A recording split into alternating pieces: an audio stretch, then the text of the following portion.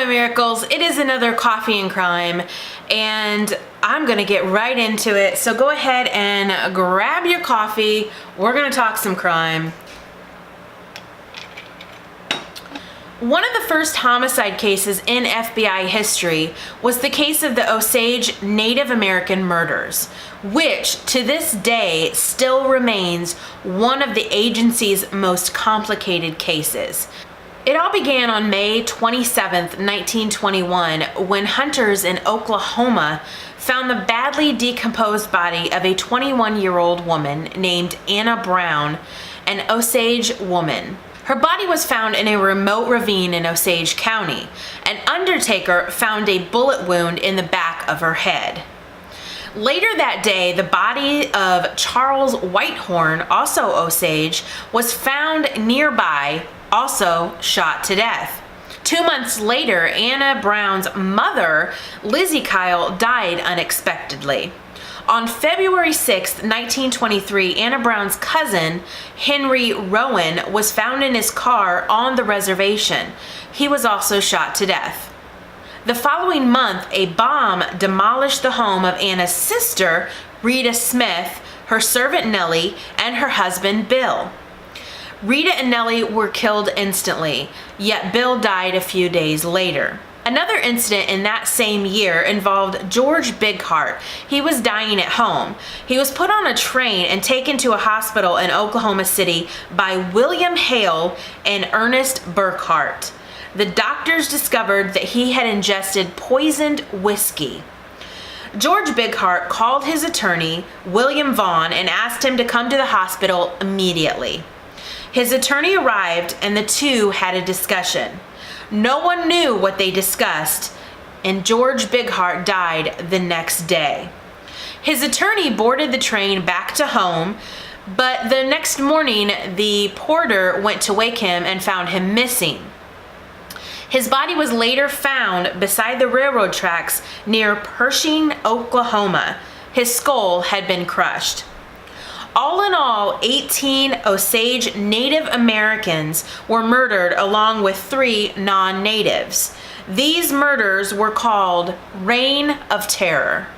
The local police were unable or unwilling to solve the crimes, and the Osage community had developed a mistrust for the local police. So the tribal council wrote to the newly organized FBI for their help. So why were there so many deaths in the Osage community?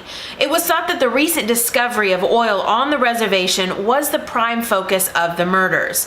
The reservation had approximately 8,579 oil wells, bringing in an annual income of $27 million.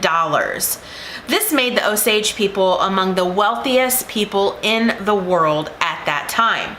With this immense wealth came very unlucky things, including conmen, schemers, and thieves. To prevent this, the government appointed guardians to handle the Osage people's finances.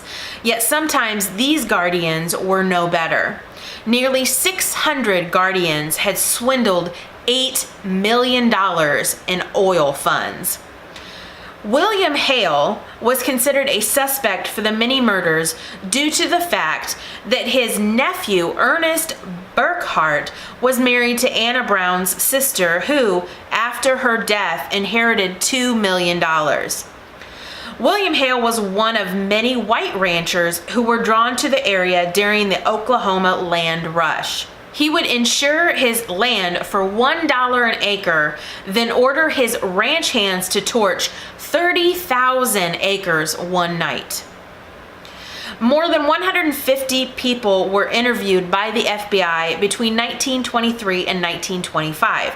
Since the FBI agency was still young, they gathered only circumstantial evidence and seemed more interested in attracting attention than solving the murders.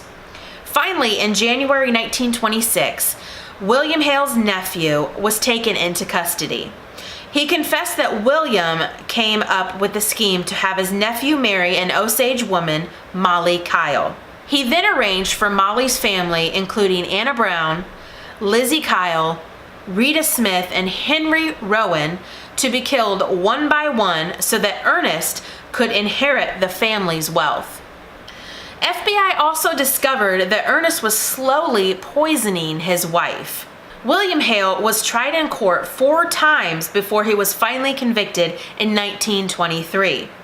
Yet, he was only found guilty for one of the murders, which was the murder of Henry Rowan. He was paroled in 1947. The rest of the homicides remain cold cases to this day. Ernest Burkhart was sentenced to life in prison for his role in the murders, yet he was paroled in 1959. In 1965, Ernest was granted a full pardon. This case boils down to one thing and one thing only: greed. The Osage tribe had this massive amount of land, discovered oil, and became wealthy very, very quickly. And along with jealousy comes this greed where everyone wants a piece of the pie, basically. And unfortunately, murders took place of innocent people. So I hope you enjoyed this Coffee and Crime episode. If you did, click that like button. And if you are not a miracle and want to be, click that subscribe button. Watch a miracle happen. I am Miracle Girl. I will see you guys tomorrow for a random video. Goodbye.